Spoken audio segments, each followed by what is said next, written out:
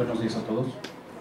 El Instituto de Investigaciones Bibliotecológicas y de la Información de la Universidad Nacional Autónoma de México les da la más cordial bienvenida a este séptimo encuentro de catalogación y metadatos, que se llevará a cabo durante los días 5, 6 y 7 de septiembre del presente año.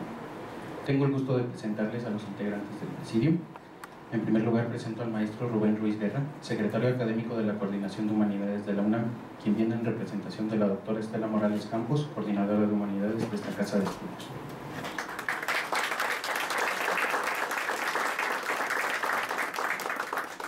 Presento también al doctor Jaime Ríos Ortega, director del Instituto de Investigaciones Bibliotecológicas y de la Información.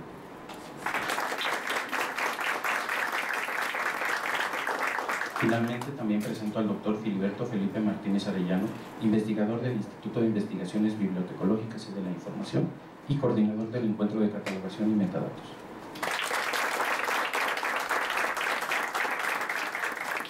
Vamos a ceder el micrófono al doctor Jaime Ríos, quien nos dirigirá unas palabras de bienvenida.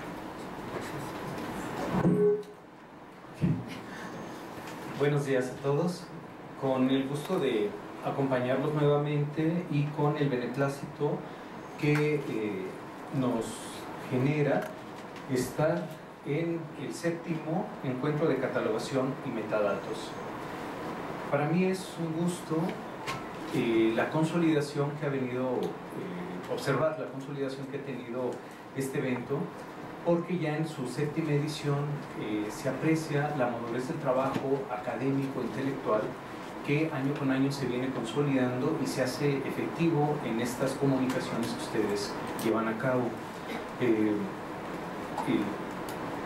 Me parece que es esencial la presencia de los colegas que vienen de otros países, las aportaciones que hacen y sobre todo la discusión de vanguardia que van introduciendo en un campo tan dinámico. Quizás para mí es una de las áreas más vitales, con mucho más no sé de las otras, pero esta me es absolutamente claro que el dinamismo intelectual con que se va moviendo y cómo va generando nuevas aportaciones día con día tienen repercusiones de toda índole en la disciplina, particularmente en el campo profesional. Yo creo que estamos ante un proceso académico, intelectual, que nos va dando y nos va guiando nuevos elementos normativos y de trabajo, de aplicación profesional, para continuar en esta difícil tarea de organización de información.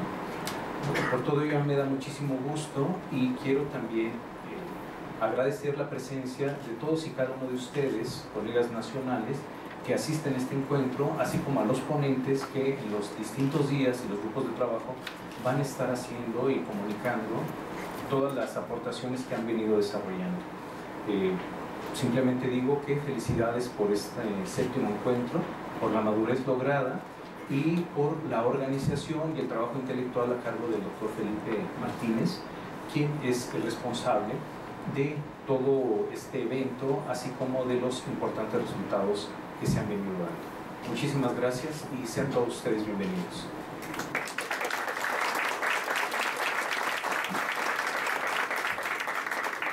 Muchas gracias, doctor Ríos, por sus palabras. Ahora vamos a ceder el micrófono al doctor Felipe Martínez.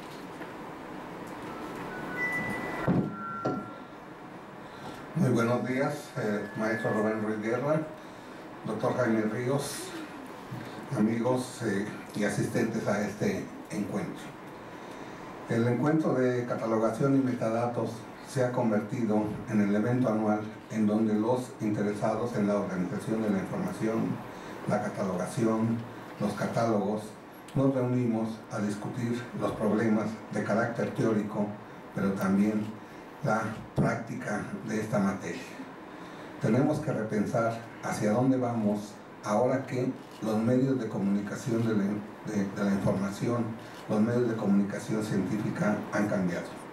No únicamente tenemos ya el libro de manera impresa, sino los medios de comunicación están utilizando nuevas formas, nuevas alternativas, como son el internet y algunas otras tecnologías asociadas a este medio de difundir la información y el conocimiento. Esto nos hace replantear cuáles serán las normas, cuáles serán los estándares, cuáles serán las metodologías que tenemos que considerar para organizar adecuadamente la información y sobre todo que el usuario las recupere. Un usuario totalmente diferente al que hemos nosotros estado acostumbrados, un usuario que está ya acostumbrado a las tecnologías, que está acostumbrado a otras herramientas para localizar información, no únicamente el catálogo tradicional. Esto nos obliga a pensar cómo van a ser los catálogos del futuro, qué reglas nosotros vamos a utilizar, qué otras alternativas podríamos nosotros incorporar.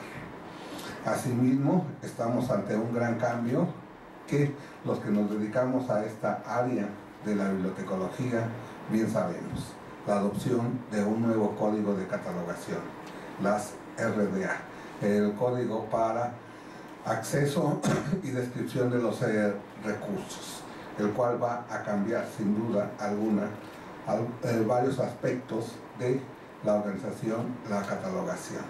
Pero sin embargo, no habría que olvidar que los principios de la organización van a seguir siendo exactamente los mismos. Estos principios los podemos observar desde la antigüedad, cuando el filósofo Calímaco organizó el primer catálogo. Y seguramente estos principios van a seguir presentes en las herramientas que se desarrollen dentro de 50, 100 años, que no sabemos cómo se llamen, pero nuestros principios van a estar ahí. Sean ustedes bienvenidos a este encuentro en el que seguramente los investigadores del CUIP, los profesores de diversas escuelas de América Latina, intercambiaremos experiencias sobre esta materia.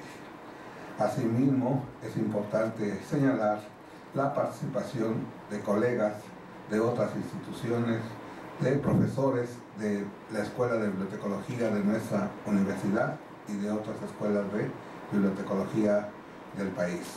Sin más preámbulo, doy a ustedes nuevamente la más cordial bienvenida a este séptimo encuentro de catalogación y metadatos, esperando que los resultados nos ayuden a consolidar esta área de la disciplina bibliotecológica y de la información. Muchas gracias.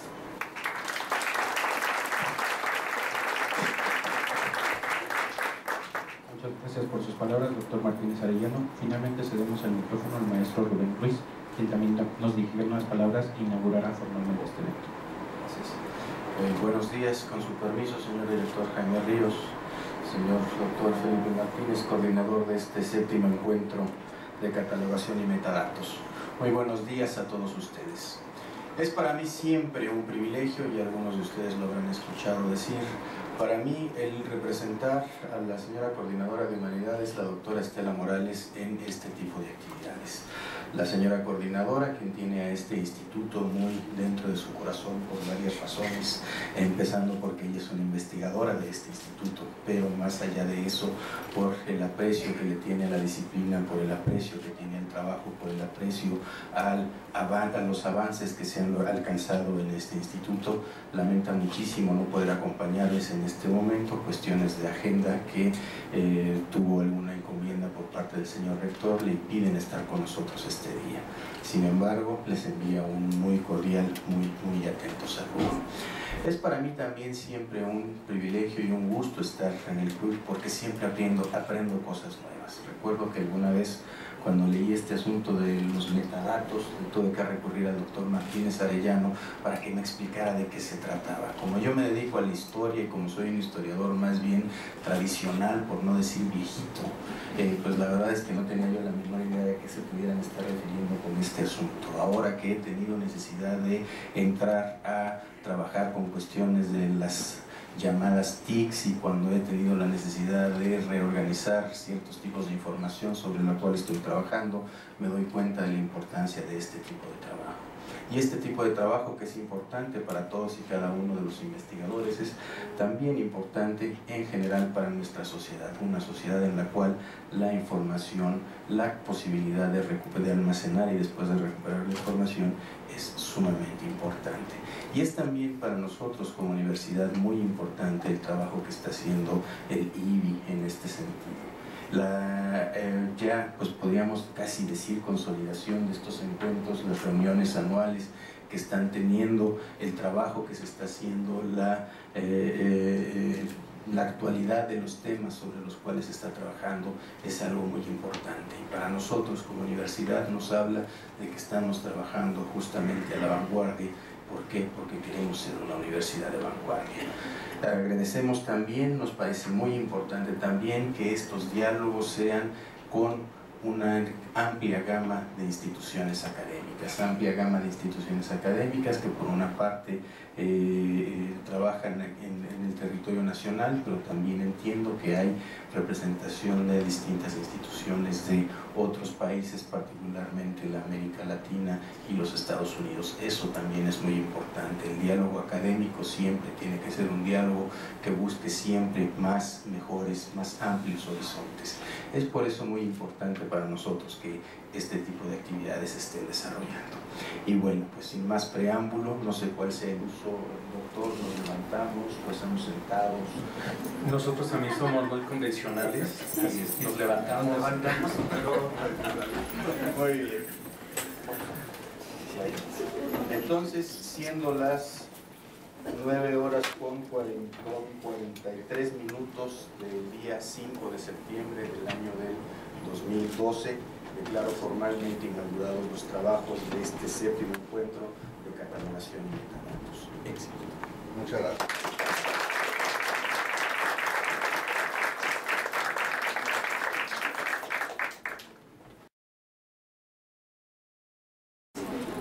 Muy bien, vamos a dar inicio a las actividades académicas de nuestro séptimo encuentro de catalogación y metadatos con la ponencia magistral que nos va a brindar la doctora Greenberg.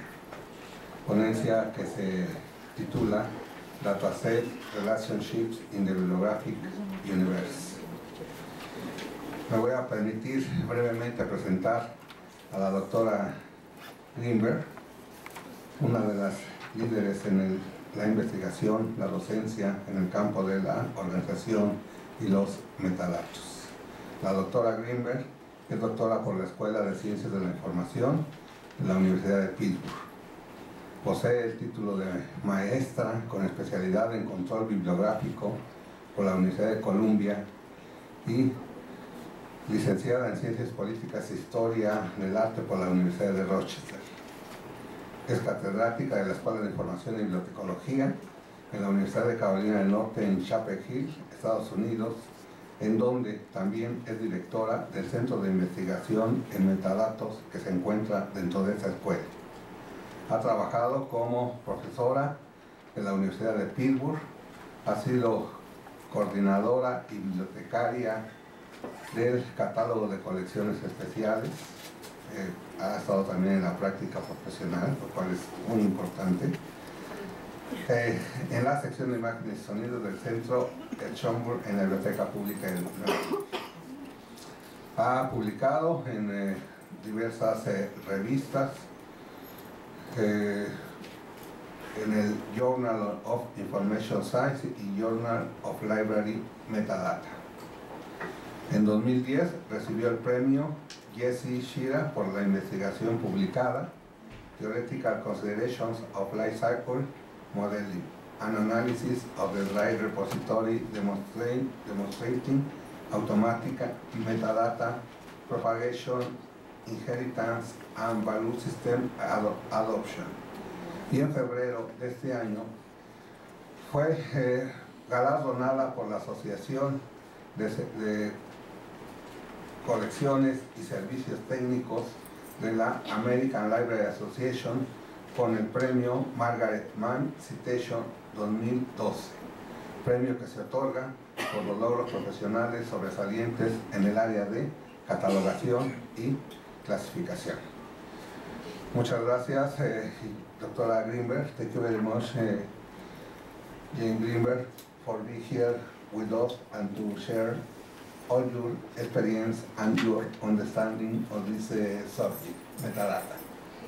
Gracias. Buenos días. Un poquito español, but I will give my presentation in English. It is really an honor and a pleasure to be here. I have visited before, and to come and now with the Institute, the IIBI, I am just really excited to be here and share with you. I am going to talk today about an area that is becoming quite popular in terms of metadata and cataloging research, dealing with digital data and work that I've done with colleagues in relation to bibliographic relationships and where they come in with data sets. So, and I hope we have some time for questions. So, an overview then. I want to set the stage, talk a little bit about digital data and libraries. I'm then going to introduce a project that I've been working on since 2006 called the Dryad Data Repository, where we are storing data underlying peer-reviewed publications in the basic and applied biosciences. Then we'll present research on bibliographic relationships and how they apply to digital data and data reuse, and share about a particular study and wrap up with some conclusions so we can have some questions and discussion perhaps. So, on to digital data and libraries. Just for a moment, how many of you have done a little piece of research or evaluation before in your library? Anybody have done an assessment, a library assessment, or looked at your search logs? No? Well, people do engage in research in their libraries. Maybe my question needs some more time to think about. But often people do research, and scientists, and their data is lost. They don't put it anywhere for other people to reuse it. But there's more and more data out there, more and more digital data. And they're in the press, the New York Times, I would say almost every other week, if not every week, there's some mention about the tremendous amounts of digital data that is out there that scientists are collecting on a daily basis. There's this concept of the data deluge, coined by Tony Hay and Treflin at Microsoft Research. There's this concept of the fourth paradigm that Jim Gray from Microsoft had identified, and that is that the whole scientific method is changing, that people look for data, does it exist, as opposed to necessarily going out and collecting original data. So the way that scientists operate. Just as important is the data on the long tail. Some of you may be familiar with Chris Anderson from Wired's curve about the long tail. There's a lot of gray literature or data, small science data, that, as I was asking some of you where maybe some of your data is, if you wrote a thesis or a dissertation, it's probably in a box under your desk and not necessarily in a repository. And we now have institutional repositories and ways to store data. So that's the way to capture data on the long tail. Another activity that's happening is the scholarly communications environment. It's starting to look at ways that data is important. It's looked at for promotion, for tenure. There are data citation standards. And in today's world, we have a new technological infrastructure that allows us to think about data as intellectual output. So we have a cultural shift taking place in promoting data use, data reuse. And in fact, there are national and international policies that are being put forth for when scientists do research. They need to, especially when it's supported by government, your taxes, okay, that they need to say where they're going to put their data. They can't keep it. They need to put it in a repository. And so listed in red on this slide are just several of the policies. There are many more out there. At the top is the U.S. National Science Foundation and National Institute of Health. But these are, they're international, they're happening. And scientists need to say where they're going to deposit their data, and they need to be doing it. The project that I'm working on, called the Dryad Repository, we have a statement, a mission statement on the repository page, and it is to enable scientists to validate published findings, explore new analysis methodologies, repurpose data for research questions unanticipated by the original authors, and perform synthetic studies. And so, promoting this culture of data reuse. So libraries are involved in these developments, and we have institutional repositories. Libraries and librarians are providing guidance. They help researchers identify the appropriate repository they should be depositing their data in. They help scientists, researchers find where they can find data. In the UK, there's the Digital Curation Center, an excellent place to look for resources and what's happening. They support an annual conference. There are tools out there that librarians have created. The research data management tool called Mantra, which is one of my favorite, and the data management tool. These two tools. Very, very important and useful. And they came out of libraries. And there's a partnering of librarians and scientists.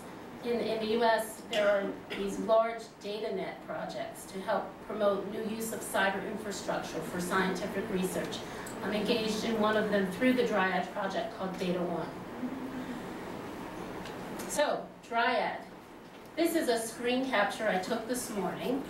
And the goal of this project is, I already read the mission statement, to support data reuse, data repurposing, and so forth.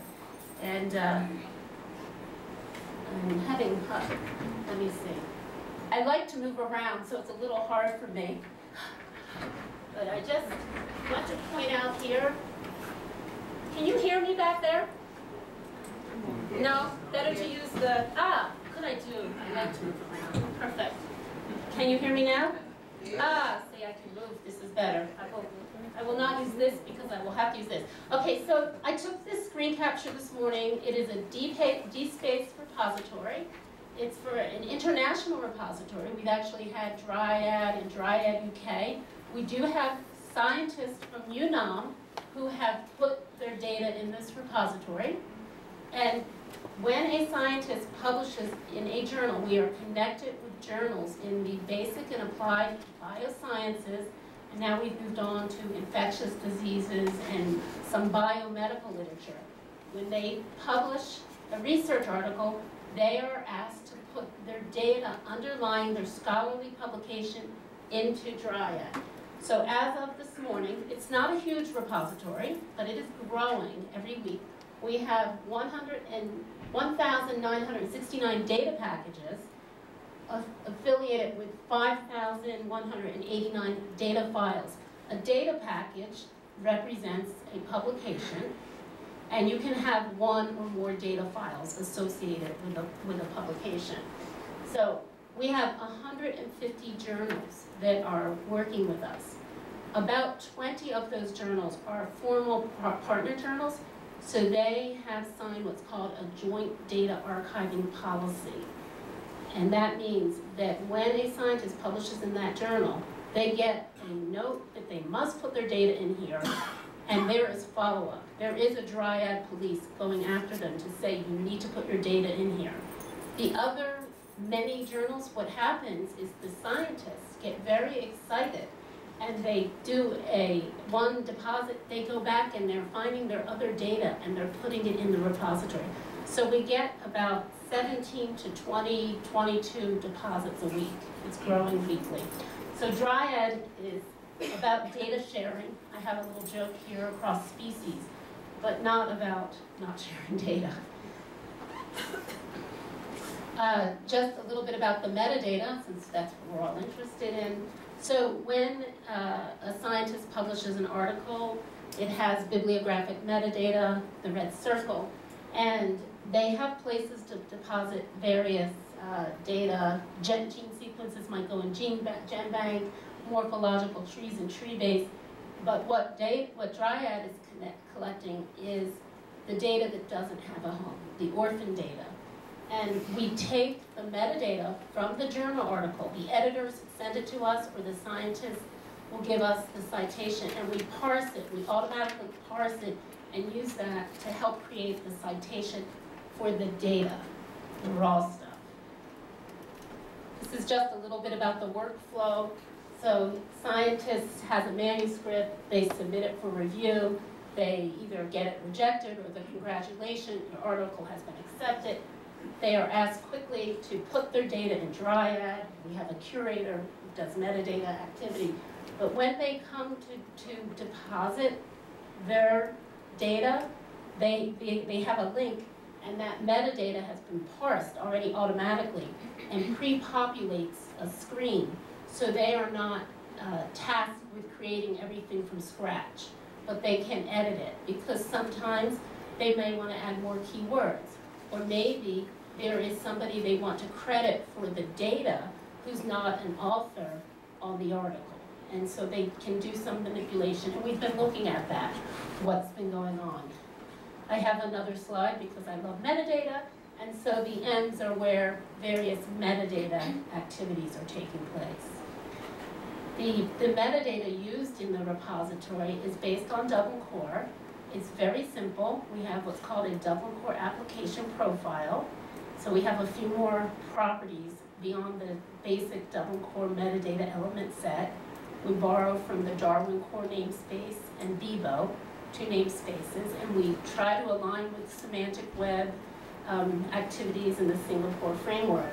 But we really are keeping it simple. We want a low barrier to get the data in.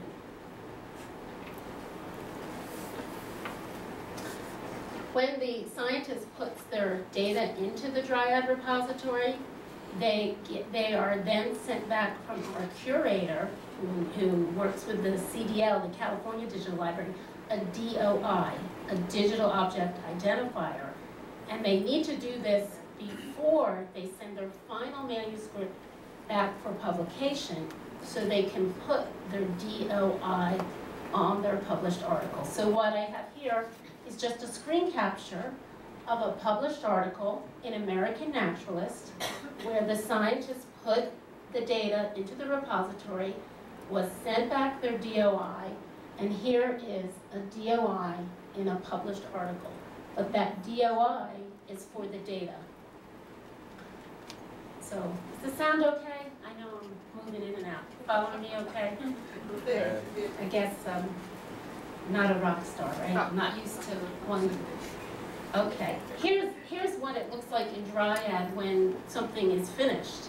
So we present a citation for the article, and then the citation for the data.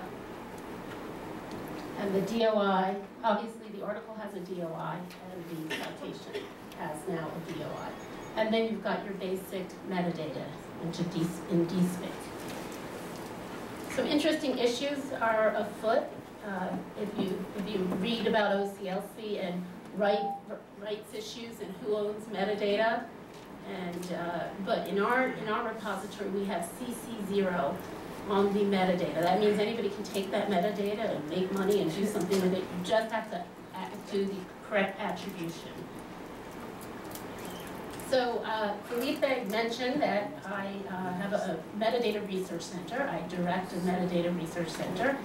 And part of my MO, or excitement in life, is to engage people in metadata research and do metadata research myself. And I think we're probably all converted that we like metadata or cataloging, or you wouldn't be in this room. But often people build repositories or have digital projects, and metadata is, oh yeah, we need the metadata, what standard do we use, and that's it. They don't necessarily want to take the time to evaluate it see if we're doing it right, and think about the research questions.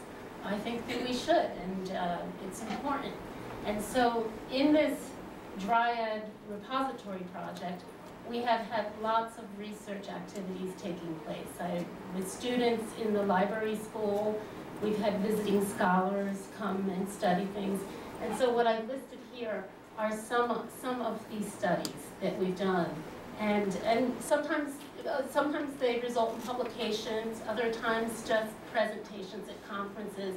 But you can find out more from the Dryad website or the Metadata Research Center. I can't talk about each one, or we'd never get out of the room. And we've had a student do a dissertation. We have another one working on a dissertation now. But the kinds of things we've studied is workflow, metadata quality, crosswalk analysis, looking at our metadata with other metadata. We've done some experiments with the scientists working with the metadata template. We've done mapping studies with the Hive vocabulary and using it. Hive integrates different vocabularies into the Dryad repository. I've done a little bit of theory work. So we have a lot of fun. And I want to say that my involvement in the project started out by two evolutionary biologists tracking me down. One of them sort of asked if he could be led into a metadata workshop we were doing. And they tracked me down, and these scientists that I work with, they do high-level programming. They do a bio-curl. They can synthesize data sets that are quite complicated. Things like, 50 years of the cartilage density of the beak of a bird. But these two scientists tracked me down and they said, we are building a repository and we think we need bibliographic control. And they asked me, do you know what the MARC format is? Or the Dublin core? So they knew enough to send me that they needed some high-level cataloging. But they're very sophisticated. I could never do what they do in programming. So it's quite exciting that they came to find the librarian.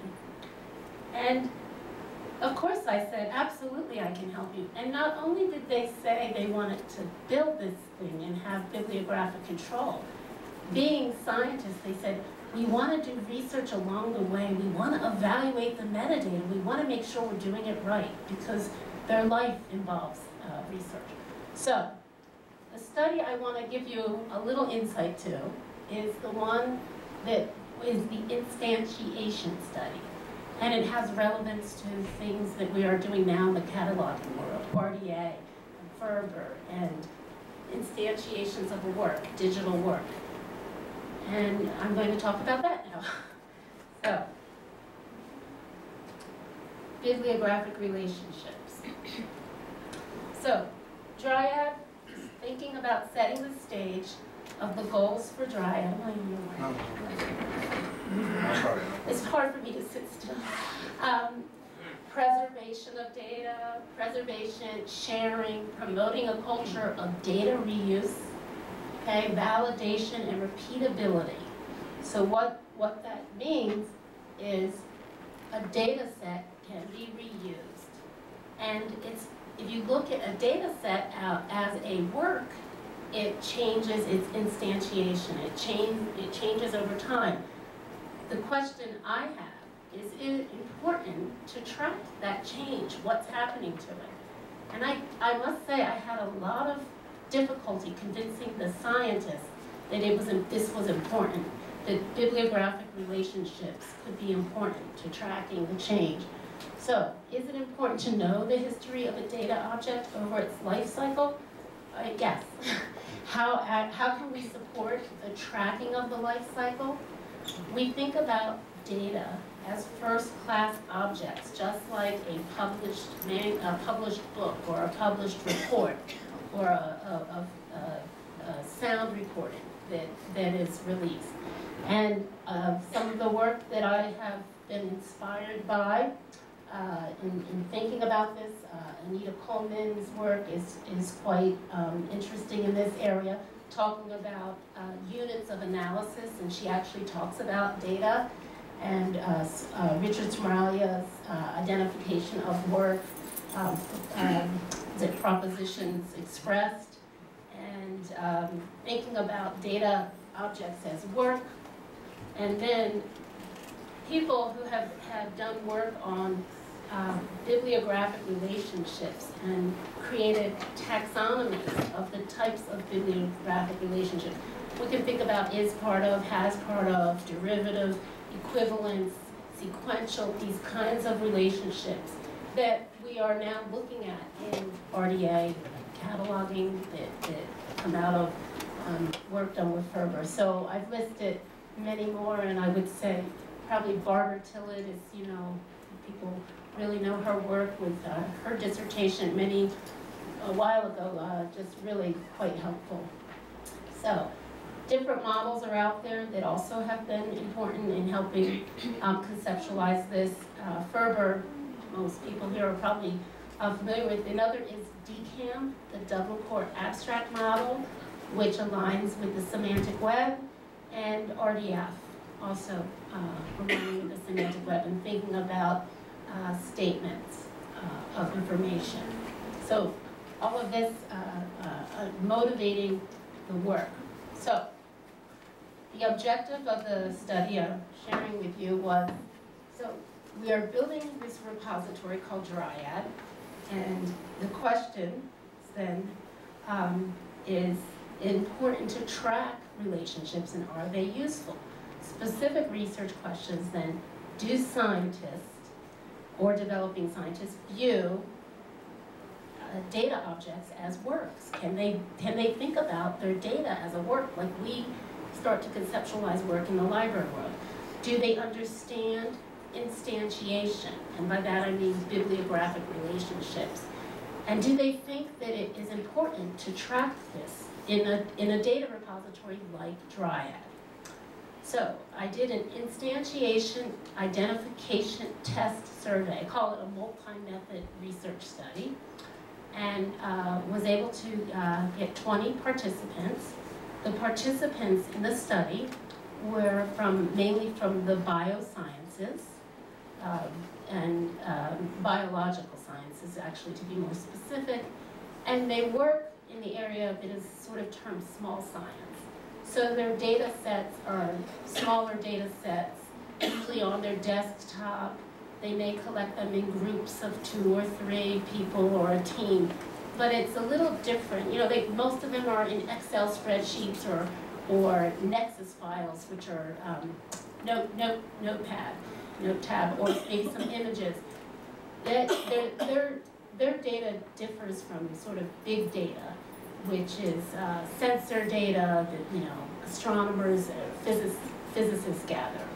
This is the data that's on the long tail, the sort of gray matter. So I want to skip ahead for 1 second. In pursuing the study, there are many different kinds of bibliographic relationships. I picked 4 that I thought would be useful to test. And so equivalence, derivative, whole part, and sequential. And the scientists were given this sheet and asked to read through each of these and think about data.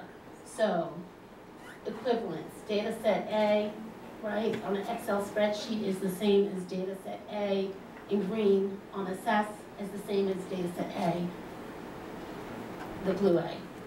Or a derivative, A, B, and C. B is annotated, C is a revised set, so they're derived. Whole part, A, A2, it's a subset, and sequential, collected part 1, collected part 2 at a time. And they were given definitions for each of these and asked to take some time to read this to participate in the study. I gathered background demographic information on the participants, made them read this, a little scenario about data archiving, and then each scientist who participated in the study was given 8 cases 2 for each of the 4 kinds of relationships. 2 for derivative, 2 for equivalence, 2 for sequential, and so forth. And they were randomized. And they were asked then to identify for each of the cases what it was. So here's 8 scenarios. Here's just one of the 8 scenarios. It's in the center here. Sherry collects data on the survival and growth of the plant. I'm not going to say the scientific name. The bushy seaside tansy. That was the first part of the scenario. The question is, then it says, what, back at the lab, she takes the exact same paper, the data she gathered in the field, and puts it into an Excel spreadsheet, the exact same data. So the question then is, what is the relationship between Sherry's paper sheet and her Excel spreadsheet? And the scientists had to check. One, and they had that sheet with them. So as they read their 8 scenarios, they had this sheet, and they had to mark it down.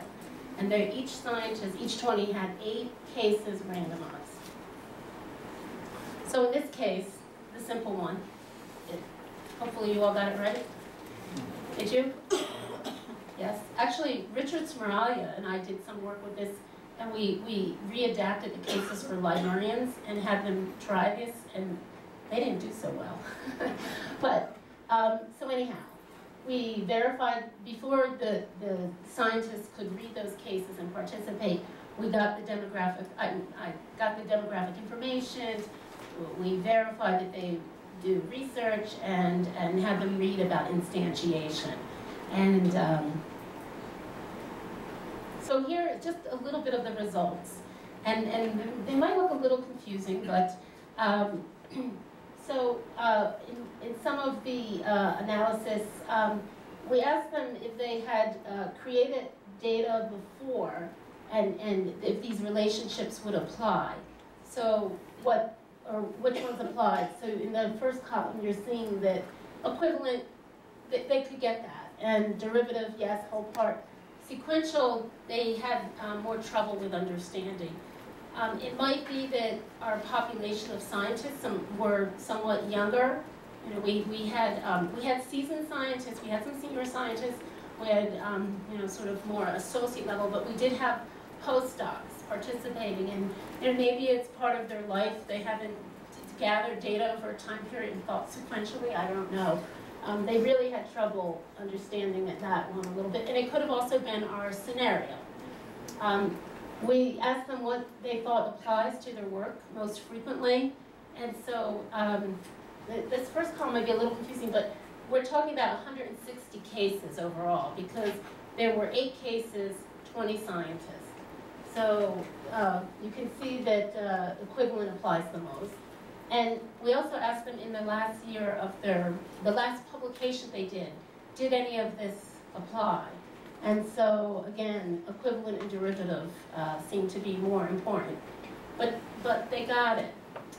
And then we also asked about if they used data created by other scientists. Now, in this domain, they do, but maybe not as much as in physics or something. You could have completely different results.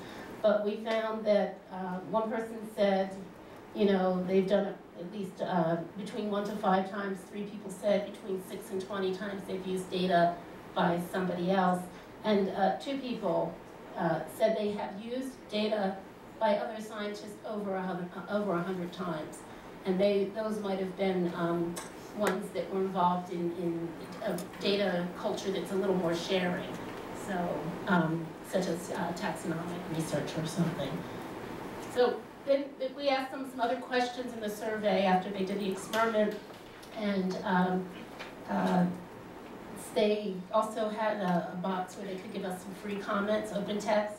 So one scientist said, whenever anything changes, there's the ability to make the mistake.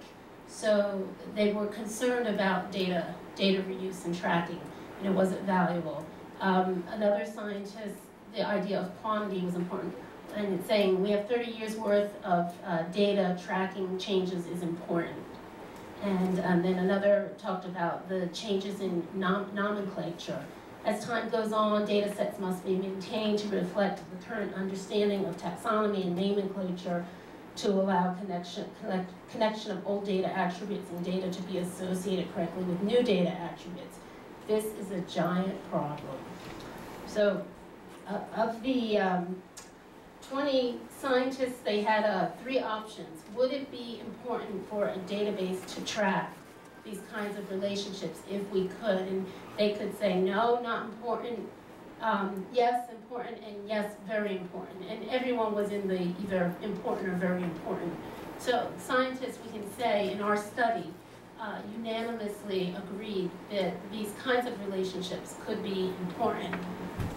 Exactly how to start to record this in an automatic way or in a way to actually identify the specific relationship, that's another research question.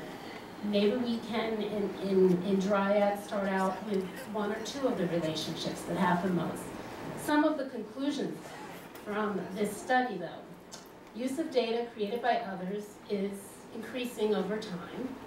In general, the more seasoned scientists were better able to grasp the concept of relationships, and particularly the sequential relationships. And I already mentioned the unanimous support for this kind of activity.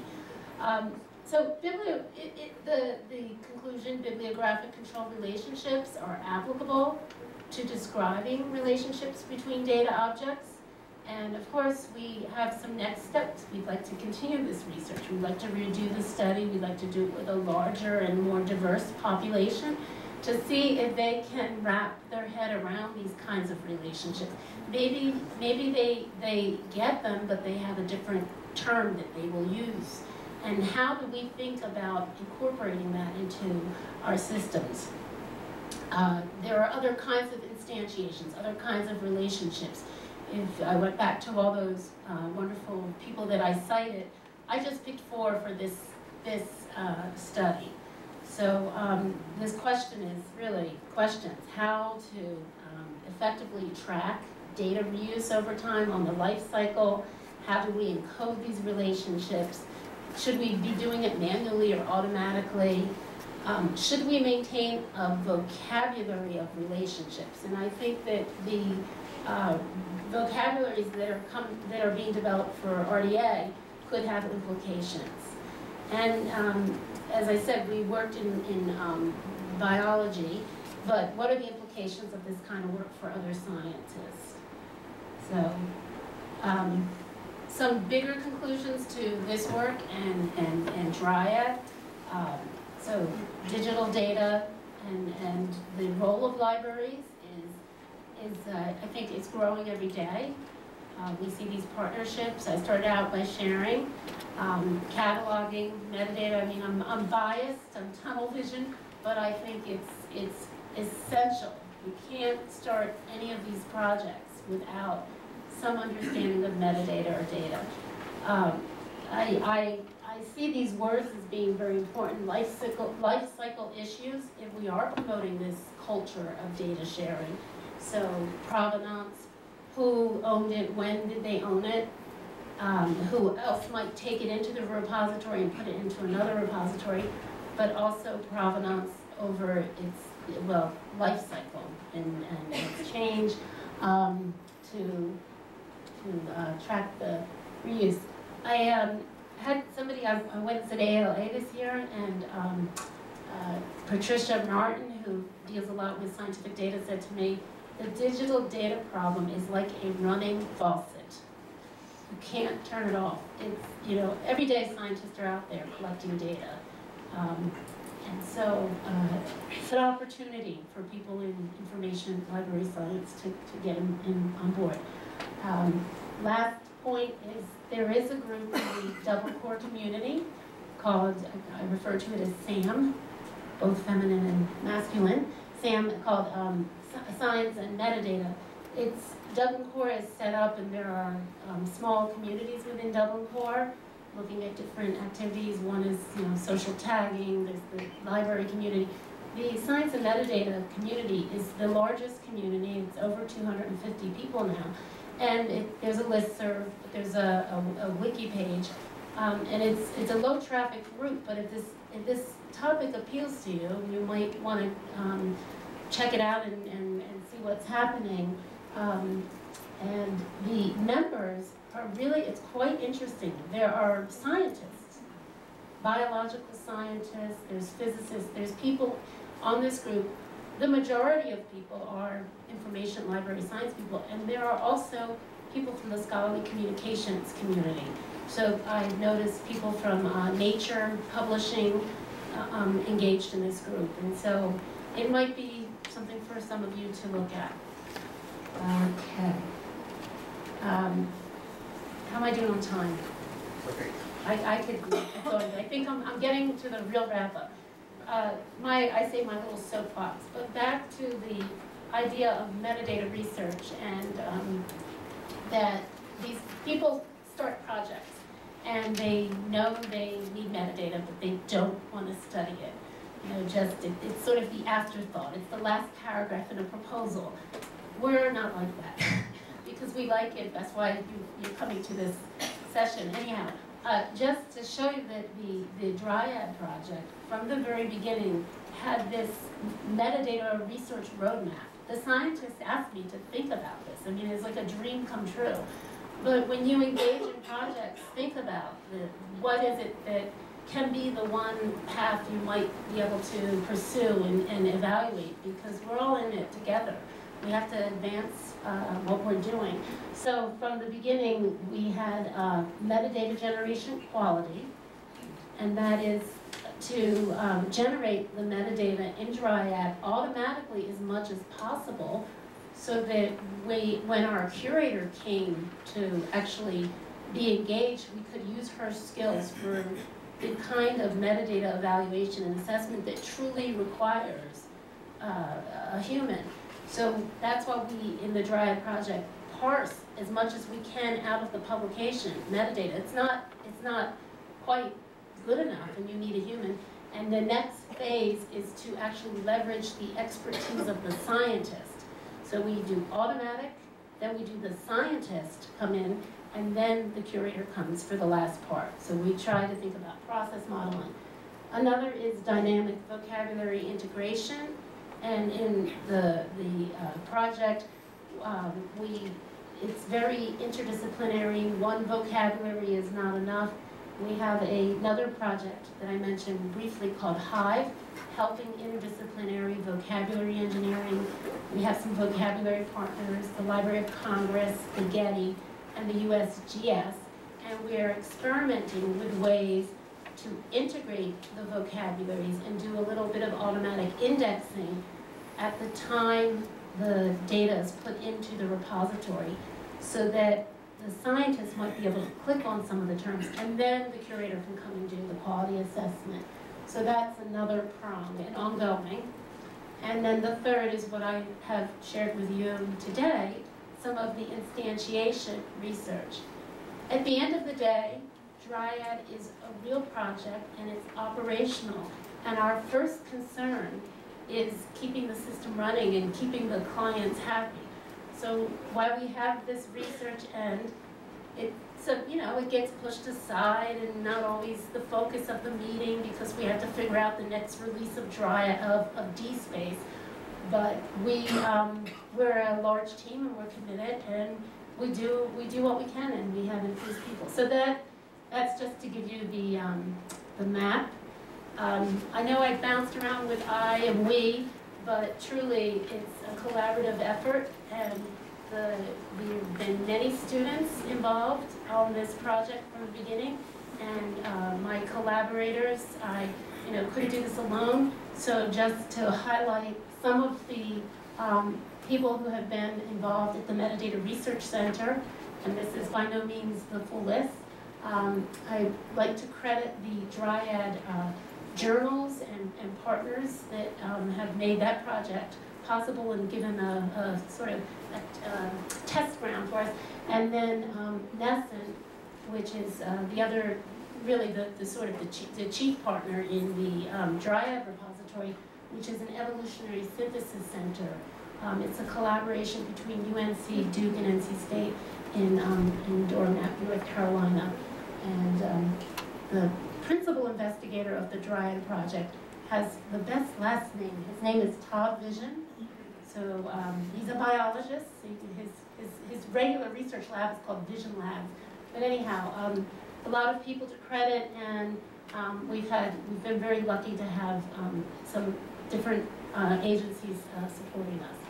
So I think this is a good time to stop and open up for questions about the study or the Dryad or anything. Thank you.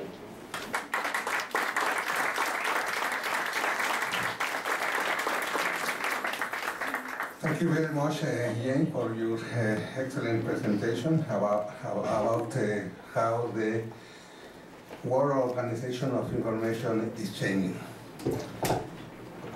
Trataré de resumir algunos puntos importantes. I'm going to try to do a short abstract. Bueno, como ustedes vieron, la doctora Greenberg nos ha presentado a través de un proyecto en el cual ella ha estado trabajando, el proyecto RAI, cómo está cambiando el mundo de registrar la información. Estamos transitando de un cambio en donde únicamente registramos características de un objeto en un solo registro a el registro de los datos de un objeto y todas las interrelaciones que ahora existen entre esos datos. Hacia futuro creo que esta es una tendencia que se presenta particularmente en el mundo de las comunidades científicas, en donde ellos quieren datos, pero además las relaciones entre esos datos. Asimismo, ella también hace referencia a el papel de las relaciones bibliográficas dentro de este proyecto. Las relaciones bibliográficas son algo que hemos manejado y que ella está aplicando en este mismo proyecto. Y que, por otros lados, este mismo asunto se está estudiando en la aplicación de esta misma metodología en bibliotecas digitales, en tratar de adaptar el nuevo código RDA a establecer toda esta serie de relaciones. El grupo de catalogación de IFLA está trabajando sobre este aspecto, sería importante consultarlo. Hay algunos autores como Gordon Donshire que ha estado manejando cómo ahora vamos a evolucionar a esta nueva tendencia que nos ha mostrado la doctora Greenberg. Entonces, bueno, los dejo con preguntas, comentarios,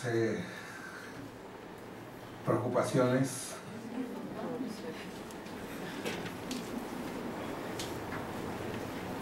Bueno, yo sí no me quedó muy claro las relaciones. Yo sí quisiera preguntar si estamos hablando que las relaciones están entre los metadatos o entre los objetos, es decir, en los datos mismos, porque, o sea, manejó cuatro categorías de relación que me parecen, bueno, pues las esenciales, ¿no? Que de alguna manera ya en el control bibliográfico lo veníamos haciendo, o sea, no de esta manera tan interactiva, pero sí ya teníamos, sí le dábamos esa jerarquización, ¿no? Entonces, no me quedó tan claro esa parte de cómo se va a evolucionar, o sea, cómo vamos a hacer esas relaciones hacia los objetos o hacia los metadatos. A ver, ¿you understand or I translate? Oh, I think. Okay, she asked what are the relationships between data of objects, object data. There are relationships between data of relationship between objects, like in the past. In a traditional catalog, the relationship was between objects. It seems now is among data. So we are looking at the relationship data to data. So, but the data is an object. We are conceptualizing a data set that comes with a publication as a first-class object. So it is looking at the relationship between one data set that is put in the repository and then another, that's one data set. A scientist may come and use that data set, take that data set out of the repository, use it, add to it, they get another publication, put it back in the repository, and they're putting a new data set. What is the relationship between the original data set and the one that the scientists manipulated? Son ambas, porque los datos tanto pública esto, pues, hay otros ejemplos en donde se está aplicando todos estos mismos conceptos, todas estas relaciones, toda esta extracción de datos, interrelación de datos, de los objetos, que es lo que conforma y va a conformar hacia el futuro la web semántica. La metodología de la web semántica. Bueno, luego discutiremos en otra ponencia. Bueno, thank you very much for your participation.